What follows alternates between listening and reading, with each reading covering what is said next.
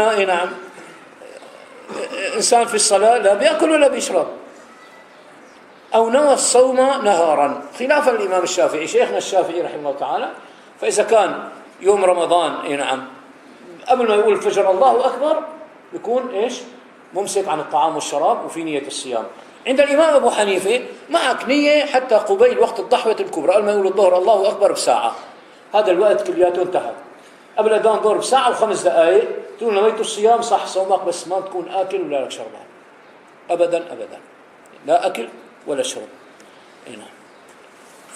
طيب ليش أبو حنيفة قال يعني ممكن نستفاد منه اليوم؟ ممكن. هلا إذا كان مثلا بدنا نعمر نعم غرفة على أسطوح، فاليوم مثلا كان يوم السبت جمعة وسبت عطلة، جبنا مواد تهريب وقلنا له الأولاد لا تصوموا اليوم مشان المواد نعم بدنا نعمر الغرفة نظبطها. ايه استنينا السيارة ما اجت السيارة وما نوى الصيام، وصارت الساعة 9-10 الصبح قال والله السيارة ما لها جاي، الشوفير نعم بالنسبة له اجته جلطة. شو نعمل؟ فلعمزة أبو حنيفة يقول نويت الصيام صح صومه. إذا في ولد من أولاد شافعي المذهب ما صح صومه، بده يمشي عن طعام وشراب لحرمة الشرع. لا قلد أبو حنيفة نويت الصيام، قلد يلا. نعم. فإمتى منقلد في المذاهب؟ لما الأمر بضيق علينا. أنا كنت روح على العمرة الشوفيرية ما بيوقفونا على الطريق، قلت له الشوفير والله وقت يصلي مثلا ظهر، بعد ما صلينا الظهر وقت نصلي العصر ما بيوقف الشوفير. فلذلك شو بنساوي؟ بنجمع. عند أبي حنيفة ما في جمع، في قصر ما في جمع، منقلد الإمام الشافعي رحمه الله تعالى.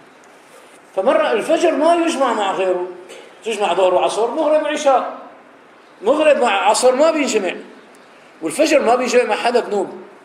فمرة مشي فينا السائق، طلعنا قبل الفجر من المدينة المنورة اي نعم، وتم ماشي السائق فينا وما في وقت يعني دغري ما طلعت الشمس. قالوا أخي معيتك بدنا نصلي الصبح ما صلينا. والله بشوفكم بفكركم انه بتصلوا، والله اي نعم بفكركم الناس بتخافوا الله. اخي شو بدك فينا كان ما نخاف الله؟ انت شو لك عنا؟ انت قبلنا نصلي يروح اللي عنا انت وياه.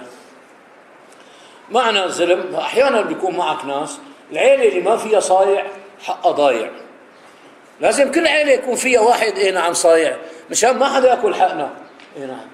ففي معنا من الركاب صايعين قوموا تفاهموا معه، اجوا لعنده شدوا الدركسيون من ايده لحنفوت بالحيطان، سفقوه طياره لحاله صف على اليمين نزلوا صلوا. هلا بننزل نصلي الصبح. اما اول ما في مجال، لانه وين بنهدده بنكمشوا من رقبته نحن بس نوصل على الحدود. على الحدود نقول له هلا بنتفاهم بقى، بس ننزل نقول له انك اخذت اشاوه منا، اخذت رشاوه، اخذت من كل واحد $20. اول شيء شو بيكون عم يقول؟ اشتكي عادي. اول ما صار على الحدود مشان الله شيخ ايدي بزنارك شيخ مشان النبي عندي اولاد، والله بمجرد ما تيجي الشكوى ما عاد في، ما بقى يرحموه، خاصة من السعوديين ما بقى يرحموه بنوب، ما في فوتة خلاص بيسحبوا منه الرخصة تبعه بيقلعوه. اي نعم.